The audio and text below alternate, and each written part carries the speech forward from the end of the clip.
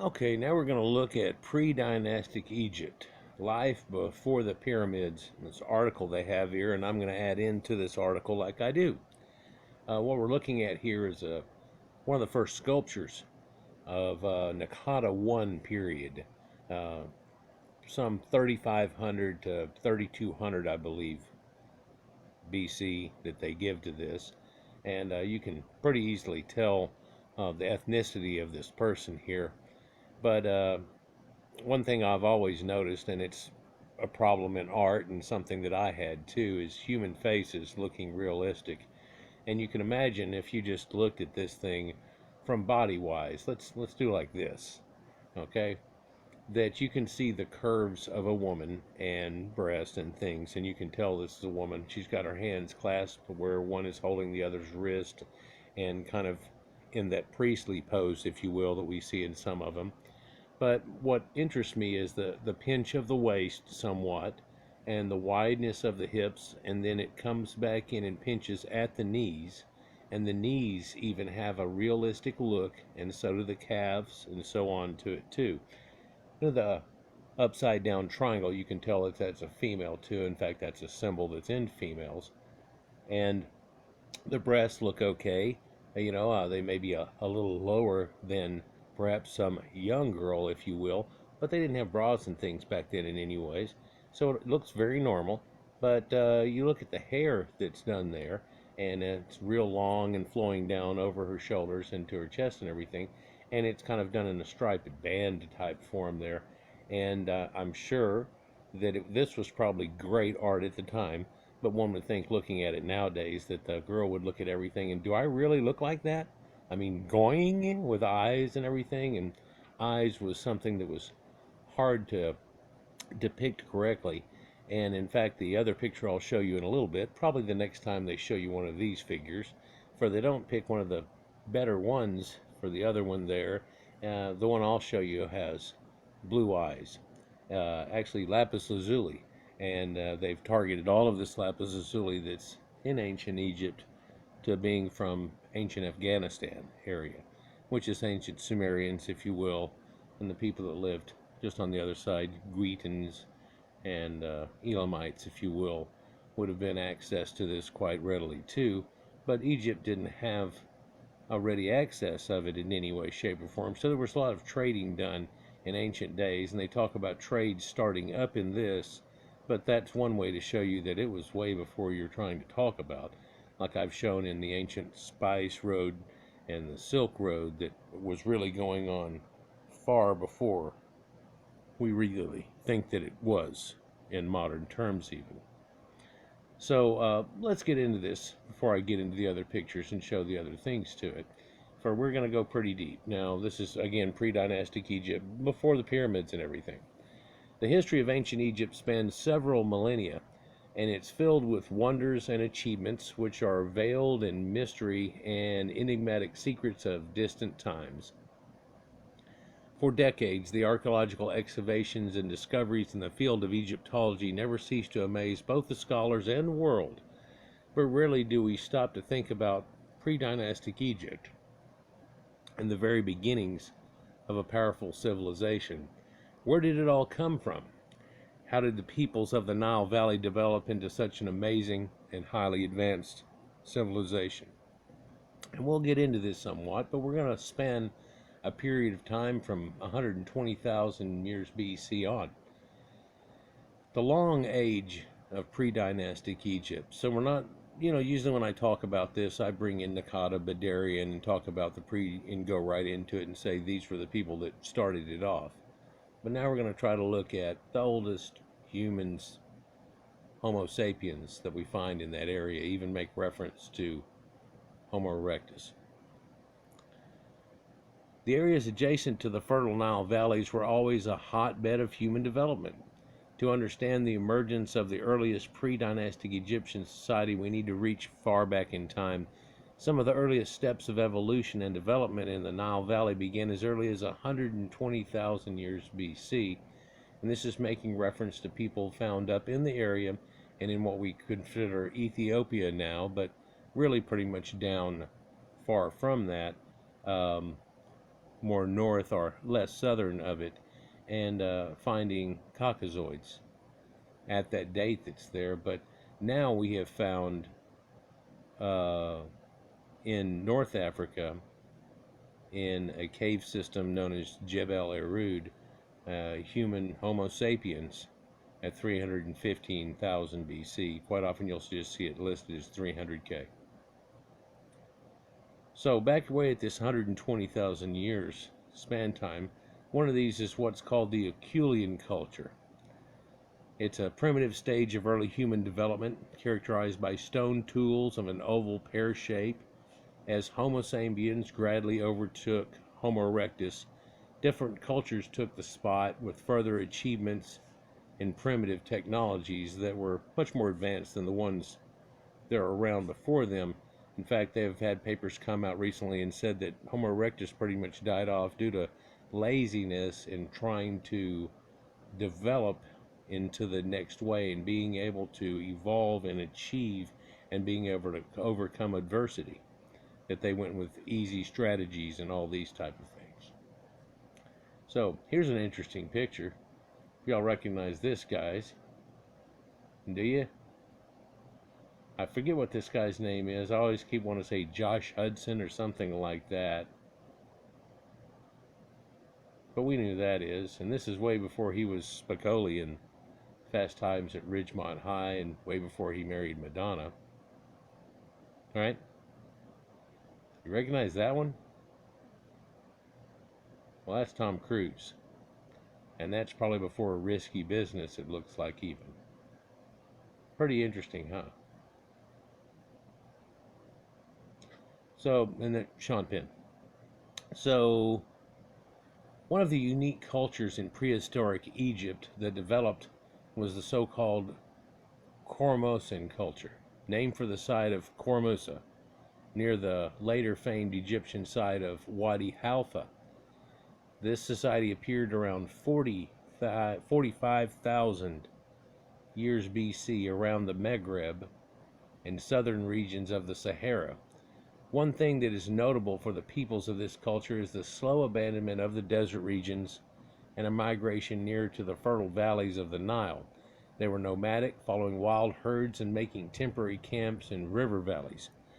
And I've made a series of videos about times and back in here, but also have made a few videos that show during the last ice age and how long it lasted and then coming out of it.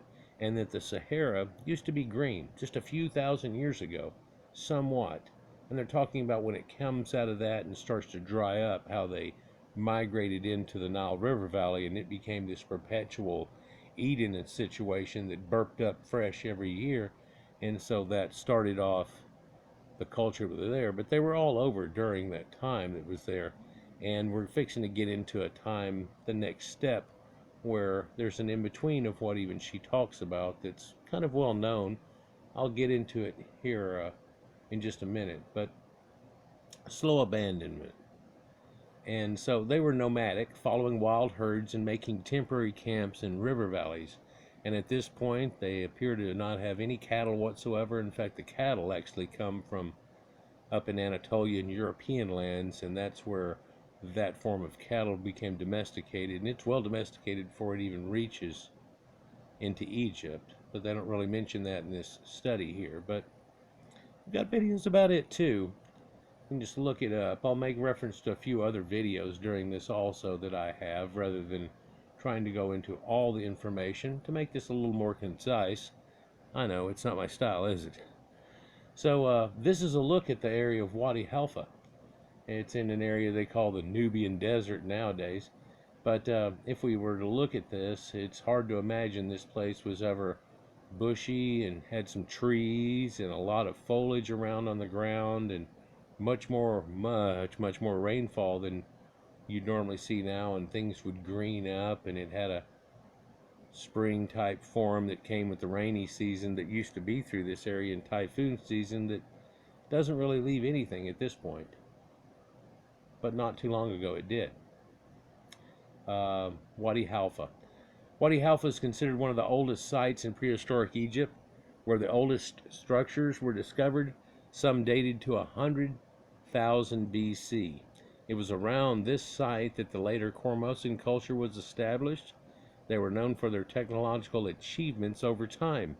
They mastered the use of stone tools, but also developed the use of bone and hematite. Now, hematite's a thing that imparts a red ochre type of thing. And people are messing around with hematite at this time, cinnabar, and really iron oxides. Now, that iron oxide is where we usually get red ochre and things from, and people that use cinnabar come to find out over time that something went wrong with that. A little weird. And I just read something 2 days ago, maybe, another article where they were talking about how this ancient site in South America, in Central America, really, and Tituk, it's right there near Cozumel and stuff that's in from it. And they said the fall of that was that their major wells became tainted from using too much cinnabar and perhaps putting it in there for their deities and stuff. For cinnabar contains mercury, and even to this day, the water there is kind of like, oh, that's good. And so they may or may not have realized what they had done, but they ended up ruining their own water supply.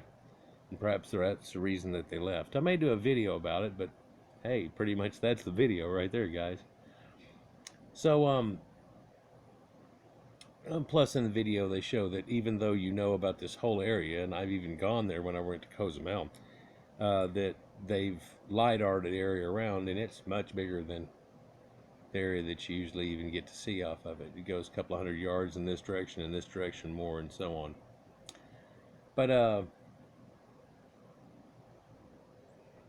so they were known for their technological achievements over time, development for use of bone, ivory, things along that line, and hematite. It began somewhere between 42,000 and 32,000 years before present, and ended around 16,000 BC, which was during the last ice age, and a few thousand years before even Göbekli Tepe shows up. But there's not much going on here, nothing that looks like Göbekli Tepe for sure. And for that's definitely a real standout. It gives us a whole realm to think about what's going on in this time. For just a few years ago, you would have gotten to this time and drifted away in your mind, versus realizing what could have been the potential of people. And finding something like Göbekli Tepe shows the incredible potential of people at so much older. You know, it's funny, but people say weird things like, well, you know that Cleopatra was closer to our time, even though as old as that is closer to our time than she was to the time that the pyramids, right? Well, the pyramids were closer to our time than Göbekli Tepe was to the pyramids. That's how old that is. I think I said that correctly, huh? So it ended around 16,000 BC, but with the gradual emergence of a new, more advanced cultures. One of these new cultures came afterwards, is known as the Kadan culture. Not Nakadan, but Kadan culture. It moved in the Neolithic stage of development between 15,000 and 10,000 BC, and is characteristic of several areas of settlements. These are well known as El Kab at El Wafi, the Fayum even, Deir el Badari, and the Badarians, and starting with that culture, Deir Tasa, El Omari, and where they have the Omari A and B cultures and so on, and Halwan, and all these are encompassed in what a lot of people just refer to as Badarian or Nakada, and there's Nakada 1 and 2, A, B, and all these type separations they've come. And it's just, you know, variations on a theme they're finding inside of this, but being able to archaeologically break it down. Now is going to be a good time to break in one of those extra ones, for they're talking about the Green Sahara going away, and at this time here it's going to start rapidly going away. And even in Herodotus' old maps, well, they didn't show Sahara that they even knew it existed, but what they did show is that there's this river system that's running through Libya and all the way across, and it seems oddly to attach, and they seem to think that the Nile jerked all the way around and came in from the Atlas Mountains over there, and it even says Atlantis on that, and we're not going to get into that today about its effects. But this Green Sahara site, and I've made a couple of videos about it. I made one called Mermaids of the Green Sahara, and it's pretty neat. It shows a little clip from or some pictures basically from the English Patient, and how they had mentioned this, and all of a sudden it became real popular, and it was a place you could go and touch, and they started ruining it, so they tried to put the little fence thing up. And it's an area that they can tell that it looks like little washed out little valleys are running through this area, and then there's this cave thing that's kind of up in this deal, but that whole area would have been swamped underwater in the river, and they would have come right up to the cave at one time. And there's cave paintings in there, and the people have fishtails on them, and they look like they're swimming with whales and doing all kinds of things and looking like mermaids. Another one that I did about these, and the same people though, was known as Gabero. And there's this guy named Paul Serrano. He was a dinosaur hunter, really, and kind of this chic looking Indiana Jones type guy, hat and all, ladies, and half shaven look, blah blah blah, right? And he ended up trying to find these giant crocodiles and stuff that were in there, and the idea was, well, that these washed out oases and these rivers that come through here, that probably had them at older times. Let me look there. When he looked there, he found a culture of people that were two different people that were there, both of them Caucasoid type people, but there's Tiffians, Tenarians, and Kiffians. And it's just the names that they've given to these people. Some of these are named for sites and so on like that, but one was a little more taller and robust, and a little more they referred to as a mectoid type. The other seemed to be more of an Ibero-Maurasian type people, but they're in that same deal. Then that's a people that would have lived in the edge of Spain in ancient times, and in places in the top of North Africa at one time, and they're all spread out through here in the Maghreb and stuff like that. And there was one other site too, and we couldn't remember the name they gave to it. I tried to even talk to Egyptologist 7 about it, and this other site showed two women that they were found out in one place of it here that were also two Caucasian types. So, and they give some weird name to them, Mekta Alafu people, and so on, but variations on the theme, some of which I did a video on. One of the Mekta Alafu people that they did a recreation on. One of them kind of looks like, well, I don't know, Earl from that show, and one of the other ones looked kind of like Jim Carrey or some crap. You know, it's kind of weird. But, yeah, you shave the dude up and everything. Yeah, there you go. So, pardon me. The predynastic Kadan culture had new advancements and characteristics which would be crucial for the gradual emergence of a proto-Egyptian identity. These new advancements are things that a lot of other cultures didn't develop until after really getting exposed to these Caucasian type people much, much later. But they developed it on their own pretty much, and it's one of the way of looking at an Egyptian identity. But I've also made comments where it looks like they had Sumerian influx. We know about the Phoenicians, what that was known as Canaan, but they called themselves Canaan, so that might clear that whole little thing up there. And they're all over the Mediterranean, which means Middle Earth. And so saying it was pretty much the middle. All over North Africa, Caucasians, all the way around the whole thing.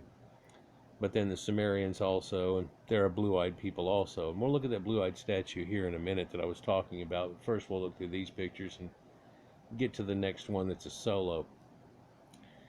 So they were one of the first people to take some of the earliest steps towards proper agriculture, irrigation and things like that, which also shows up in Sumeria and stuff. That's not the same as it was in some of the other archaeological sites, but they were able to tell that the people were able to figure out irrigation, and maybe they went through a couple of low years and somebody tried to figure out how, and they were, well, let's do this, and it fixed it. Of course, if you ever had a big flood, then it kind of swamped it through, and then they developed it, I guess, out of there. And it didn't take them very long at all to become extremely successful. They prepared and ate wild grasses and grains, and made efforts to cultivate and harvest the local flora. They also took up hunting and fishing, and they say took up hunting and fishing in here, but that was just going on constantly. In fact, even to the point that they were like this, there was still hunting and fishing going on constantly. People say, well, hunter-gatherers, that ended long ago, and Ma and Pa were hunter-gatherers, and they would fish and do things and go duck hunting and deer hunting and stuff and get food, and you would eat it and everything. And come on now, Beverly Hillbillies, ring a anything, go a generation back, people are like that. People of the Old West, yeah, there was no Safeway or anything. So, ways to think on things sometimes, and people sometimes just totally that one way out of their head. They took up, though, hunting and fishing to develop more advanced weapons and tools, though, to do so. And with this, you find things they showed up like harpoons and specialized arrowheads for like birds and things like this. During the several millennia of their bloom, the cotton culture began using pottery and weaved baskets and established unique funerary practices that included some early forms of necropolises and similar burial sites that are usually shown in a pseudo womb-like area. The person is laying on their side in a fetal position, facing to the east for catching the next rising sun, just like in the Book of the Dead shows, and covered with red ochre, swathed in red ochre quite often, they say. They also developed sickles and grinding stones, and so now we have sharpening implements and things like that, but grinding stones. But it doesn't look like they can profess to have had any type of metals, but some of the things they have there are so incredible you'd think there's no way they could have done this without it.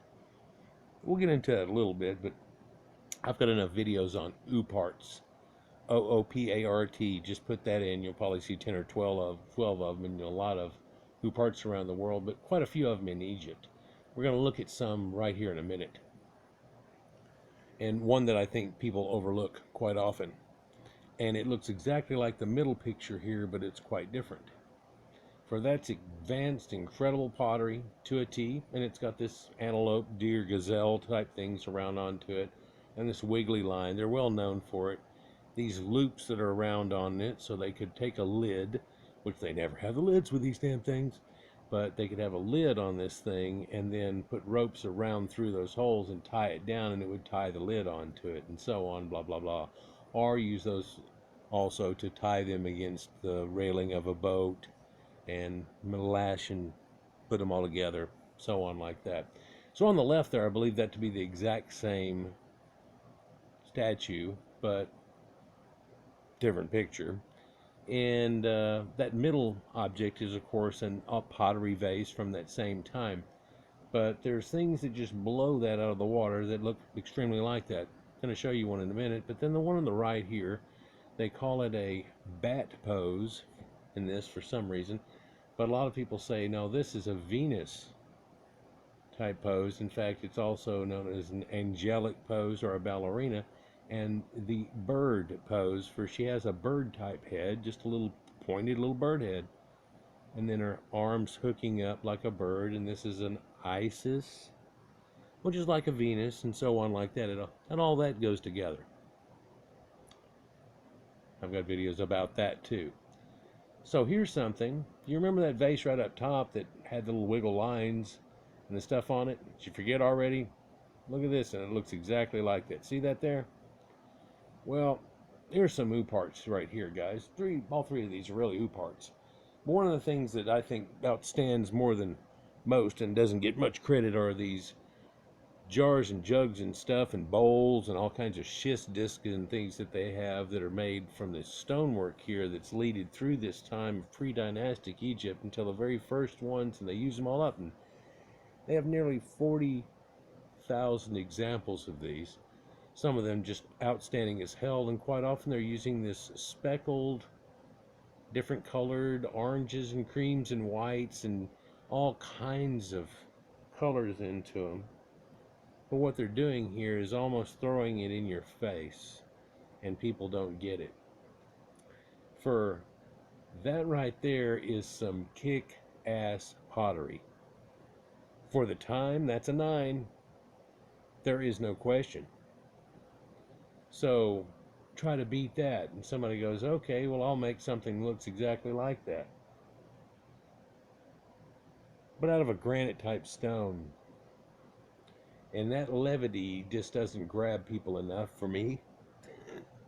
The fact that this thing is hollowed out and it's only about a ½ inch thick all the way around it and pretty symmetrical and everything, and fantastic to hold water, smooth, flat surface top, perfect circle. Yeah, the holes are drilled through there on the sides, and it's exactly like some pottery, but they're making this out of stone, and not an easy stone to work with in any way. And this stone is harder than copper. Bronze does almost nothing to it, and yet we're really not in the Chalcolithic age at this point. And they don't give them credit for having it, but they give them credit for having this. They don't have the King Tut meteorite iron dagger yet, but this dagger's one way of showing you connections. For this is a flint blade, but it's been napped so long cut through the sides of it, the ripples that you see on it, but the serrated edge that's V's on the edge of it, that's like a serrated knife. I mean, it's just incredible workmanship. And then people ignore maybe the handle sometimes, but this is called the Gebel Erech knife, and it's from that pre-dynastic era. And this side is the wrong one, for if you're able to go around on the other side and look, there shows a picture that's a Sumerian iconography of a master of beasts where a man is standing there holding 2 lions up. This is Sumerian and stuff. And a lot of people have tried to dish this off, and other people have tried to explain it as, well, they had some trade connections, and whenever they got the deal going, somebody gave it to some one of the tribal kings. Well, that's entirely possible, but no one wants to mention any of that, for they don't think until thousands of years that they possibly had any connections or visitations. But other people, like including myself, have made videos that show Sumerian connections way back when, reed boats and everything. But we'll get to that separately. So this next thing here is pretty much known as a makeup palette that they have, and a lot of times they're real significant, Narmer palettes and all these others, and I think we'll look at another one here in a moment. But this palette right here is something that show Anubis dogs on top of it, as opposed to the Hathor heads that are on the Narmer palette. It shows an ibis right there at the very top of it, and that's of course looking like Thoth, and going along with it. And around this edge they have more dogs and things, and of course these people had dogs. In fact, it's neat that the dog ears, they make dents, and maybe it could be held by and so on. But people don't give things like this enough credit, for this thing was at least as thick as the bodies are. And whenever they do a bas relief, they've basically carved out, scratched it out, and then took everything but the dogs away down to a certain point flatter and left it flat. Almost if you were to be able to raise the stone somehow specially. I mean, it's out of nowhere bas relief, which Sumerian has that also. It's one of those popcorn moments. This inner part is a perfect circle, but also the center of it is much deeper than the relief that's around it, and this is where they would have done the cosmetics and stuff, a kohl for their eyes and eyeshadows and so on. If you look down here, though, we're going to look at a creature that has an extra long neck, and they're face to face, and this one has this real long neck. In some of the other ones they show like this, there are 2 of them that are wound neck to neck, and one famous one where they're wound neck to neck and it leaves this little Vesica Pisces open area. That's the area that the makeup goes into, and all of that is Sumerian iconography and shown in their ancient seals and things like that. It cannot be denied. Well, let's just continue. So these are artifacts from the pre-dynastic prehistoric period from 4400 to 3100 BC. First row on top left is a Badarian ivory figure we were looking at. Nakata jar, a bat figurine. Second row, though, is a diorite vase, and they just kind of just say it just like that. A flint knife and a cosmetic palette. So there was this emerging identity. The Neolithic cultures, a forming culture of the Nile Valley during the Neolithic period, was known as the Fayum culture. Around 6000 BC, the settlements that are characteristic of Neolithic period began to appear around Egypt. Several scholarly studies base this Neolithic emergence around migrants from the Fertile Crescent region of the Near East, who migrated back into Egypt and brought with them agriculture, flourishing from around 4400 to 3900 BC and emerging perhaps even earlier. The Fayum culture marks a period when people of the region were forced to move due to the continued expansion of the desert, and the nothing was coming. And this cultural sequence emerged on the northern and northeastern shores of the ancient lake and oasis of the Fayum district. The inhabitants of its shores were dependent on hunting and fishing and were mostly nomadic and moved with seasonal migrations of the large wild herds. And whenever those oases started to dry up, the people ditched it, and it got to become a rare and rarer and rarer thing to even go back to where they once were. And so, just out in the desert there, even up to hundreds of miles through what you would say the deep Libyan desert and so on, below some of those sand dunes you see and just ripples, just like Göbekli Tepe, there's probably things that are up under there that are built. Oh, are they fancy and all of that in a bag of chips? I kind of doubt it, but one thing's for sure, they had some pretty advanced stuff going on too at this same time. Doesn't look like they were fantastic stoneworkers, but there have been people who found some castle-y looking things just out in the middle of the desert. It's really kind of strange and needs to be more explored. Of course, just getting there and so on is quite the task, and you have to start off with a permit to do so. Hey, here's three guys you might remember. Just kidding. I know we were there before. The Fayum culture. Are you seriously going to do that to me? It does this every once in a while. And then what you do is you go back up here. Oh, wow. If I can get it to react. Here, let's try to go back and back to it.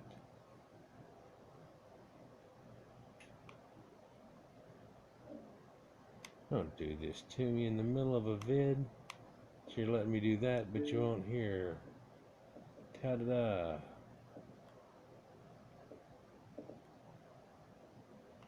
Okay.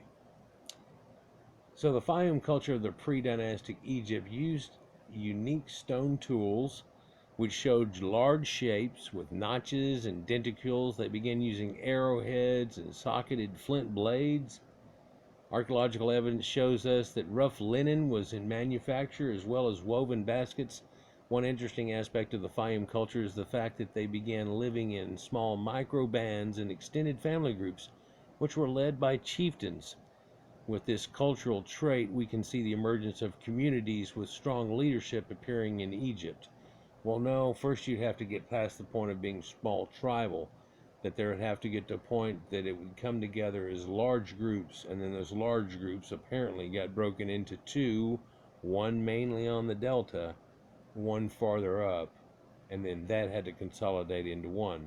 And a lot of people think that it just ran perpetually until a certain point, but no, it went through the 6-8 dynasty and then faltered and then got back going. There's interim periods. There's the early dynastic, the middle, and the late New Kingdom, and so on.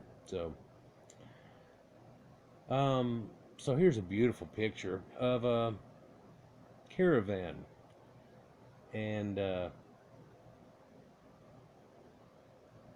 quite often they attach that, or you do mentally, with Egypt, but they were brought there, and it'll say it in a minute. But where'd they come from? Well, Bactria areas where they originally came from and were domesticated by Caucasians living up in that area, along with horses of those same type people, horsemen, and they took them basically to and through India and had a lot of men there, and then through that, and then Arabics eventually bring them on to it now, and they're associated with them quite a bit there, but it wasn't something that was naturally in Egypt and blah blah blah in the ancient days.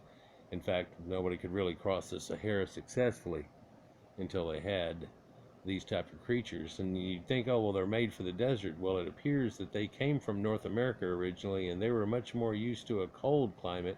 In fact, a lot of them, especially in that area, but you can even find it in these, still have a woolly portion on their body and around on their feet, and it's not made for walking in sand but snow, but I'll be damned, that works great on sand too.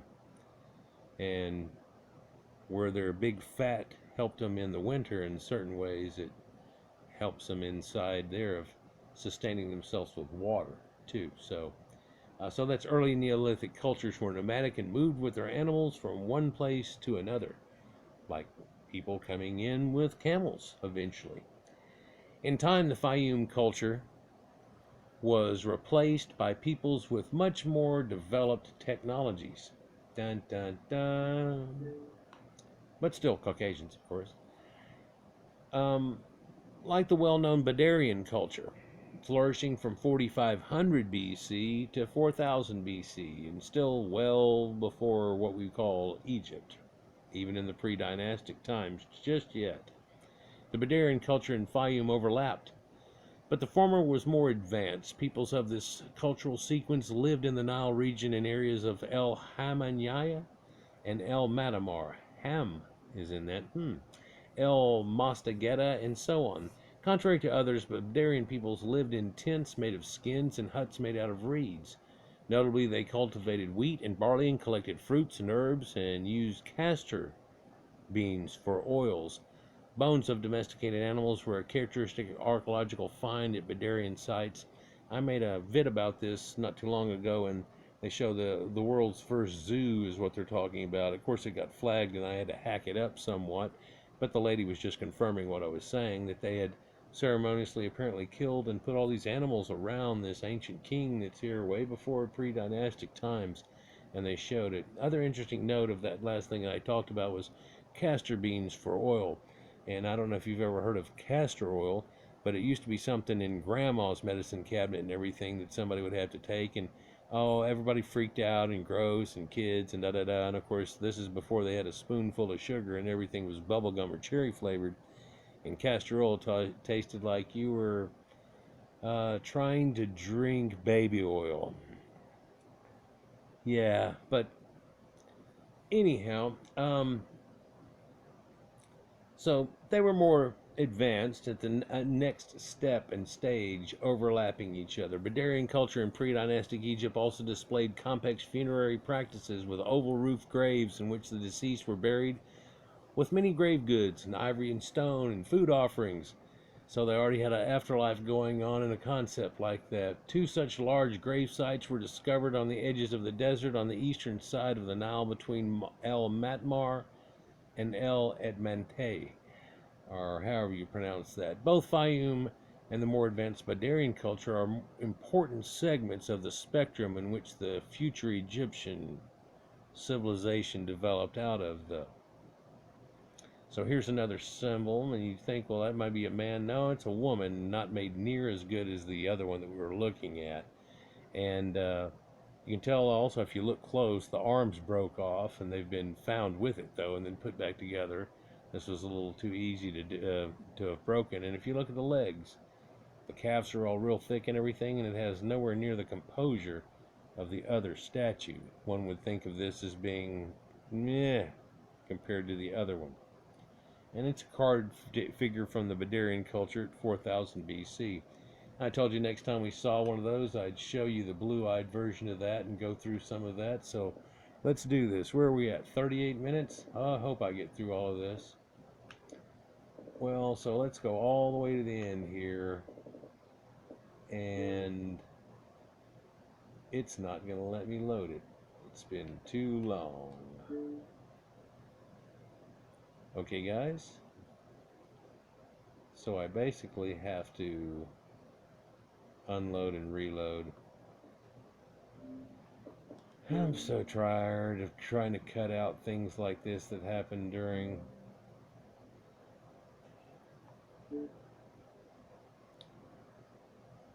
see if it'll end up going right back to it.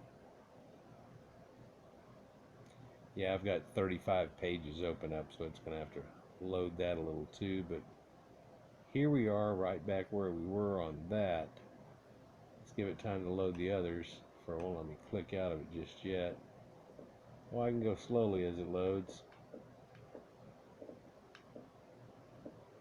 Here's one with crystal blue eyes, and I'll show you King Tut's great-grandparents here in a minute too, just to confirm. But we were talking about pre-dynastic, so I'm going to look at some of the earliest dynastic and the statues like we were looking at, right? So here's one of the 5,000-year-old wooden statue, but it's been covered with a gold foil, and it has blue eyes in it, and I told you about that. But also, right here is one of those same statues, like the one that was just shown, but it has the inserted blue eyes into it. There's a few of those too, and they show them pretty good. In fact, this picture is that picture we were just looking at right there, wasn't it? But here's some more pictures of that feminine shape that goes on. And this one is only one of those three that has blue eyes. Here's another statue. It has those inset blue eyes on it, and it's all covered with gold. Oh, did you know that the ancient Egyptians said that the gods had skin of gold and bones of iron from the sky, meteorites? Isn't that amazing? There's a picture of the King Tut from his tomb himself. So you can see how that makes so much more sense whenever they said that he had European genetics. So here's some of the stuff found in Nakata, and a lot of people look at it and just shuff right on the fact that this one right here is made out of stone and still looking as good as something that they make pottery wise. So I did that Egyptians Nakata gold. Let's just take off that gold foil here and pop this up, and we'll see those blue-eyed statues that I was talking about that are here, and they have the encrusted lapis lazuli. So this might give a better idea here on what's going on. But hey, in this little shot you can barely see, there's a bunch of red-headed and blonde Egyptians here too. In fact, these two are the grandparents of King Tutankhamun, great-grandparents of King Tutankhamun, and blue-eyed crystal statues. And we'll take a look at this all the way from Nefertiti, but these are all the very first dynasties, 3rd, 4th, 5th, 6th, all the way through the 12th dynasty. And then the art of making the crystal blue eyes goes away. Somebody asked me why would they go away if they had them there, and it doesn't look like that they had them out. These were put in tombs and things like that, so after they were long gone and not thought of, and a few generations going by, something like that just goes away. So one more look here real quick before we go. I'll just look up blue-eyed Egyptians, and when you look up that, you can see that Nefertiti, even though she's missing one eye, Caucasian phenotype, the other eye is blue. And here's Nofret and Rahotep, and look how pale she is. But they show women as being pale and men red ochre. That's something you can see in Greek, Mitanni, Minoan, Etruscan art, and things like that. She has blue eyes, and he does too. But also all these early scribes have these blue eyes, and this is Horaha, said to be the second pharaoh ever.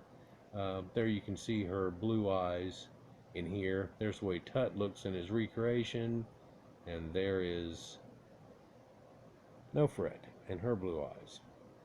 So, and there's a bunch more, and of course here's those pre-dynastic Nakata 1 and 2 that are done in gold foil with blue eyes that are there. And Atlantean Guardians has this out here, and I always tell people, hey, that kind of looks like my dad. It's in a strange way. Of course, he's bald and crap too, but that kind of look like my dad. So what else we got here? Where are we at? 43. I'm not going to be able to finish this in one if I show you all of this, but just try to do it real quick here. Here are those crystal blue eyes, and you can see them pretty up close here. And this is the seated scribe, and look at them. They're crystal blue see-through eyes, and they make them so they're like a real lens. There's a picture of his whole face. They even did them on some cats and stuff. There's Horaha. But real quick, let's try to look at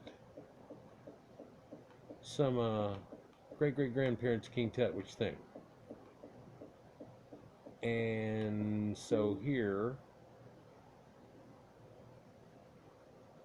King Tut's great-grandmother, and of course this would have been from Oh, this is black people trying to say they were the Egyptians because some of them could have blonde hair too. I mean, it gets sad. I think I went the wrong way on this. For let's